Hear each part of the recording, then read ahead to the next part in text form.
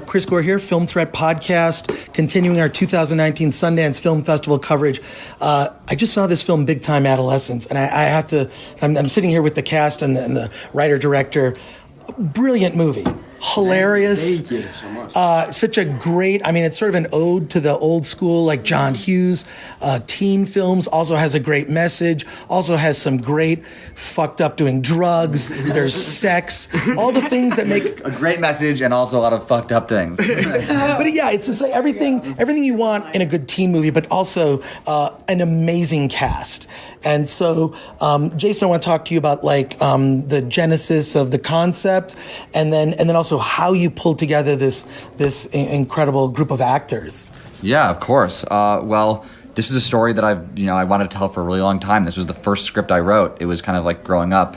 I loved this relationship of like having a bad influence, older friend that you just idolize and think is so cool, and you eventually kind of realize that just because they're like 5 or 6 years older than you, they might not know what they're talking about. Even though you take every word they say as like, this person knows, is older and wiser. And that was like a story that I wanted to kind of explore, of like a 16-year-old having that entire arc of like idolizing someone and then becoming their best friend and then eventually outgrowing them.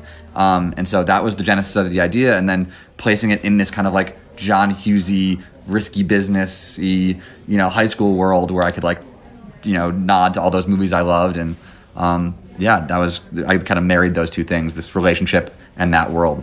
Well, and married with your script is this amazing cast. Yeah. Pete Davidson, of course, like in that secondary lead role, and this cast is just incredible. It's the first time I've seen you all on the big screen, but the chemistry is just palpable.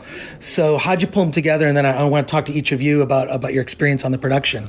So, how did you find this incredible cast? Yeah, sure. I guess I just got very lucky. A lot of the people were I had seen Griffin and Thomas's work in The Mick and American Vandal, and I'd like, when we're talking about like funny, real teenagers, like it was just so obvious that I needed these guys. And Emily was someone who I knew and admired her work and had to, convince her to come do this part. And me and Emily really worked hard to make that role something special and make sure that the women in this film really stood out. And Pete was my Zeke from the start. From the first time I saw him do stand-up comedy, I knew that Zeke had to be a stand-up comedian because there's something about that persona, that lifestyle that's dangerous and exciting, and you can't really fake it. Like, you can't really fake that thing that Pete has. And so letting him, getting him to do this movie and getting him to play it in this way that felt really authentic to himself was very important. And he surrounded the cast, he rounded out the cast with other comedians, Jordan Rock, and with Colson Baker, Machine Gun Kelly, who was a friend of his, as just kind of sidekicks. And then finally John Cryer, who I needed, because we're talking about the movies that I loved growing up, and having him kind of come full circle in this way was so exciting. I wrote him a letter, begged him to do it. I told him he'd get to punch Pete, and he was in. and Thomas and Griffin, you guys worked together previously. Yeah. So many times. Yeah. So me and Griffin met about like 4 or 5 years ago in a movie, and we clicked immediately. We were kind of like the only kids around. Like, I don't know, like we were just very similar. We were just constantly together. We worked every day together for like pretty much 3 months, 3 months. On and off. And then I'm pretty sure our schedule got pushed and we were there even longer and we spent more time together. And, I was the only like 17-year-old kid or at the time I was only like 16. I was the only 16-year-old kid on set. Thomas was very like much my sense of humor, and we got along fantastically. And, it was him and I, like, throughout that whole project. And then after that, we every time we had the chance to work together again, we jump at it. He was on the Mick, and I auditioned for parts, and he put in good words for me, and I got 2 episodes, 1 in each season. We worked there. We worked on some of our best episodes too. Some of our best episodes, yeah. Well, thank you. Wow, that's impressive. Sorry, I just like repeated that, but I was like, what? And then whenever we had the chance to work together on this, I was so happy. He was so happy. I remember getting off the phone with him when he found out he got the role, and we were both like screaming because like we were both so damn excited, and like From the second we've gotten this project, it has been one constant stream of excitement from just stage to the next stage, from getting it to filming it to waiting for it to be done to finding out we got into Sundance to premiering at Sundance to waiting for it to get bought. Like, it's just one constant stream of just, holy shit, we did this. And the thing that I think makes and we got to do it with fantastic people. Yeah, exactly. I think what makes our movie so great too is that, like, you see a lot of films that come out and they always have a great cast, right? You have like an all-star group of actors, but they don't necessarily their chemistry isn't that great. And it's sometimes it's a great script and it's great everything, but just the chemistry's off. And besides having a great script on this one and great actors, there was just so much chemistry between everybody, because I think we all kind of hung out off of set. Even when I wasn't working, I was on set hanging out with the rest of these guys. I was always there. I was always there. I just had to be there to bug everybody. And then our chemistry's great. He hung out with Pete before they started shooting, and they were hanging out all the time, so that's what makes them so good. That's what makes their chemistry so good. Her chemistry with Pete, that's like what makes the movie. Well, I was going to say, Emily, you kind of have, in a way, I mean, you play the ex-girlfriend, but you kind of have like a perfect anti-chemistry. And so how was that pulled off? I would say, you know, Pete and I didn't really spend time together. We didn't spend any time together before shooting at all. And we didn't really spend time together actually while we were shooting too. And I think that kind of helped. Like, So I just lied. no, you didn't. No, you never said we hung out, did you? I just did. No, I mean, maybe like on set, but off set, we didn't really hang out. Just like, there was a familial, if that's a word, that's a word, right? Yeah, yes, it is. Familial. Yeah, there was a very familial feeling on set where, like, as soon as you stepped on, like, the whole crew kind of welcomed you with open arms, and the whole cast was there to just, like, greet you and say and be like, yo, let's have fun, like, let's just do it. And I think that sort of kind of everyone just realizing that we were making this movie together, and it was sort of us against, you know, Syracuse pretty much. That really helped, because, you know, we all sort of were there doing it together, and we wanted to feed each other like our energies and help each other and help our characters. And it was just sort of like a I scratch your back, you scratch mine type of deal, but with every single person on the set, where it's like all we wanted to do was help each other and make something beautiful. Right. Like the first night that I got to Syracuse, when they were filming, I came to set the first day because he was working, and he had no scenes. I had no scenes. I had no reason to be there, but I ended up coming anyways and hanging out with Jason and Griffin. And Griffin, I think it was the scene where I think it was your crying scene.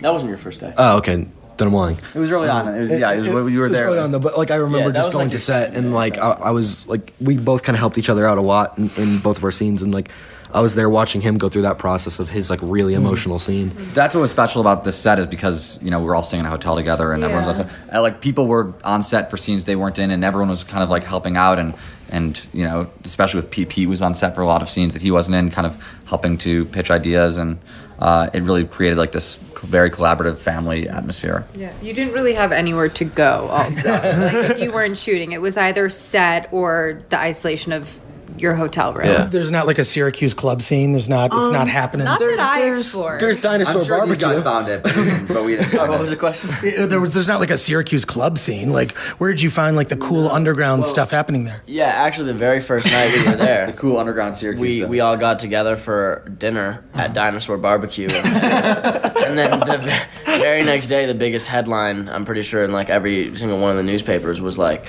Pete Davidson and cast like sit for dinner at Dinosaur Barbecue, and we were just like, and have a legendary meal. I was like, wow, there's really got to be not a lot going on. Like, this is gonna be a tough month. Everything we do, we're gonna be like, people are gonna be looking at us. Right. Okay, It's true, done. they were. What's that? No, I was saying, and it's true, and they were. Everything these guys did around town was well like- documented. Well documented. So I mean, the paparazzi. I just found you guys. I guess like TMZ and all that. It was like less of paparazzi and more just like people. Everyone has their phone. Right. Right. Everybody's paparazzi now. So like even like Went to the mall for like an hour, and like one tweet got out, and then he got like horde of bum rushed people. by like 400 people. Right. Oh my God. It's insane. Wow. Does he really have a Jaws tattoo, or that was done for the film? No, that's That was done. That's That was real. done like a week before that, or like 3 days before. He got- this it's not not Jaws specific. He got a shark tattoo, I think, probably to cover up another tattoo because he just It was. constantly It was a Dave Chappelle quote,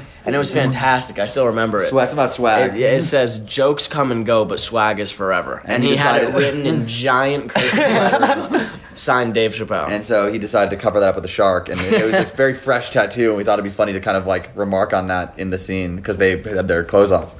I should have asked that in the Q&A because I thought they just did that for the movie. That's a real. Actually, what happened, that was a really important moment, I think. During that scene, we were rushing because the sun was about to come up and we were about to shoot. Which and it seems to be a very common theme, even when I wasn't there. Like, I say that a lot in these interviews. We were always racing the sun. Like, we'd be working so late that our biggest problem would be, shoot, like the sun's coming up in 15 minutes. we were about to shoot, and in that scene, I'm wearing a bra, I'm not wearing a shirt, and originally Pete had a shirt on, and I said, why do I have to be in a bra, and Pete gets to wear a shirt, and it was just a time thing. The sun was coming up, he had obviously the shark tattoo, so many tattoos. They were like, it's going to take too long to do the makeup. We had to And cover up a lot of his tattoos whenever lot he had his of clothes it. off because It of would've clearance taken- reasons. yeah. Because I didn't want a tattoo that said like Pete Davidson or Saturday Night Live. Like, Oh, right. So it was the whole thing. But Pete was very, very sweet and supportive, and in solidarity was like, no, let's stop, let's take the time, let's cover him up. And I think we didn't have the time to cover him all up, obviously, because you still see the shark one. But that was a very The shark ones, I can't imagine covering up Yeah, his I don't whole think you damn can cover a chest and shark his whole tattoo. back. His whole that arms. was a nice moment for sure. And then it ended up playing well because we got to talk about the shark tattoo. yeah, all of that. Pete actually did get a real tattoo in a different scene. Yes, Yeah. true. There was a Zeke tattoo Zeke, in that there's one this scene. where Machine Gun Kelly is giving him a tattoo. That was he was really giving him that Yeah. tattoo. Oh my God. And he really has it, and I wanted to get a matching one, But I- it's but I been did 4 not. months, Thank God and you no did it. one's let me. I'm still planning on it, guys. It's gonna happen. Don't do it. Second this movie gets bought, I'm doing it myself. Second. I promised their parents I'd return them in the way that I found them. Harmed. Yeah, harmed. No children were harmed in the making of this film. Well, I got to ask one last question about your relationship with Pete in the film. Pete's character, your character. It's just it really has like this magic that I can't think of a teen movie that has this kind of dynamic. I think it's incredibly original, and just he's certainly a force, but you stand toe to toe with him. And I love the evolution of your from sort of boyish hair to cool guy hair. I thought it was great. I actually made a big deal about that. I talked to the hairstylist Dennis about that, and I kept shooting Jason notes about that. And it was very important to me that. I mean, it's the stupidest, minute little detail, but I talked a lot about it. My hair is always down, and then like when I gain my confidence, that's like we even added that line like, should I do something with my hair? And that's when it starts going up. And then when I get arrested or I'm going into school again, it's just it's deflated again. And then when I go to the community service, it's like kind of somewhere in between. The hair My hair really does tell a internal. story. It does. You know what I mean? You wouldn't know how much work we put into the hair arc. much work into that hair arc. It's actually a better arc than my character, to be honest. Well, I disagree. Well, the film is awesome. Thank you guys so much. Thank you. I can't wait to see it again. Jason, maybe we can come back on the podcast. Love that. Do a deep dive in the directing and whatnot. really love that. Love to talk to you guys as well. Thank you so much. you. Have fun at Sundance. Park Thanks City's so much. awesome. We've already had fun. I'm gonna enjoy my last 48 hours here. Cool. Enjoy your sandwich.